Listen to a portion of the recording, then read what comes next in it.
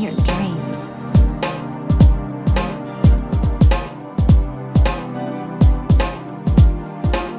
Hey, what's up guys? Welcome back to another Honkai Star Rail video, and today I'm going to do a Natasha guide. If you like the content or if this video has helped you in any way, be sure to leave a like, comment, subscribe, all that good stuff. It'd be greatly appreciated. Natasha is one of those free healers that you can get in the game, and she happens to be a physical character. The traces that you should prioritize in leveling up Natasha is her ultimate skill, talent, and normal attacks. Her ultimate heals all allies based off of Natasha's max HP. Her skill, Love, Heal, and Choose will restore single allies' HP based off of Natasha's max HP, and it will also heal them at the beginning of each turn for 2 turns. This skill also has a bonus ability called Soothe, which basically removes a debuff from a target ally.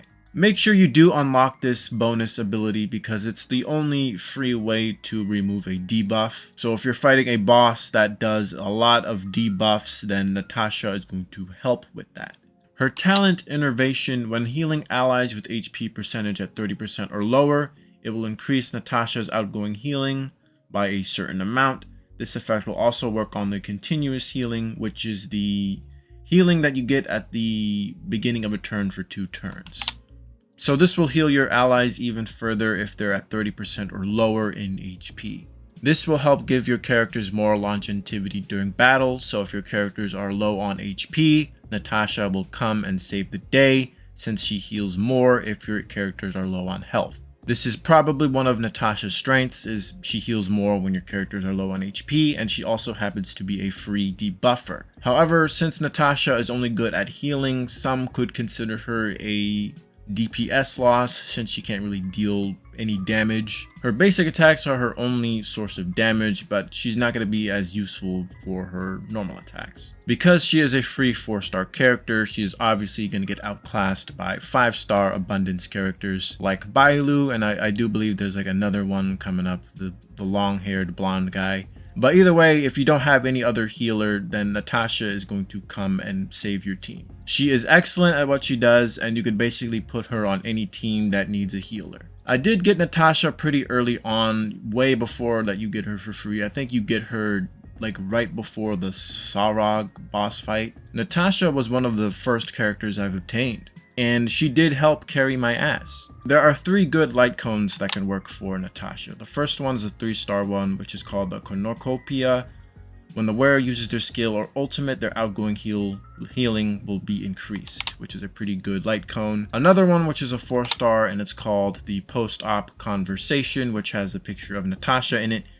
Increases energy regeneration rate of its wearer by this amount and increases outgoing healing whenever they use their ultimate. And then you got a 5-star one, which is called Time Waits for No One.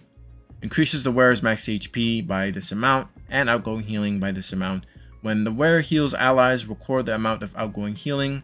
When any ally launches an attack, a random attacked enemy takes additional damage equal to this percent of the recorded outgoing healing value.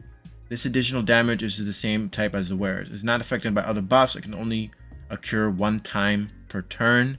And wow, that read like a Yu-Gi-Oh card. As from what I can tell, this is really similar to that clam set in Genshin Impact. Basically, whenever your allies get healed, and when that ally hits an enemy, that enemy will take additional damage depending on how much your ally got healed. Which honestly sounds pretty busted, if I do say so myself. I hope I do get this 5-star Lightcone eventually. Now, as for Natasha's best relics, you're going to want healing on the main stat, HP on the rest of the main stats, and one set is the Passerby of Wandering Cloud.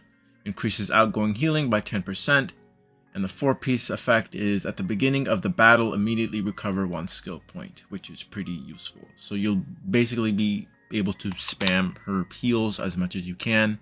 Keep in mind that don't worry about relics until you get to the point of the game in which you're drowning in 5-star relics. Let's talk about the Eidolons for Natasha.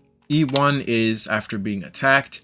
If the current HP percentage is 30% or lower, heal self for 1 time to restore HP by an amount equal to 50% of max HP plus 400.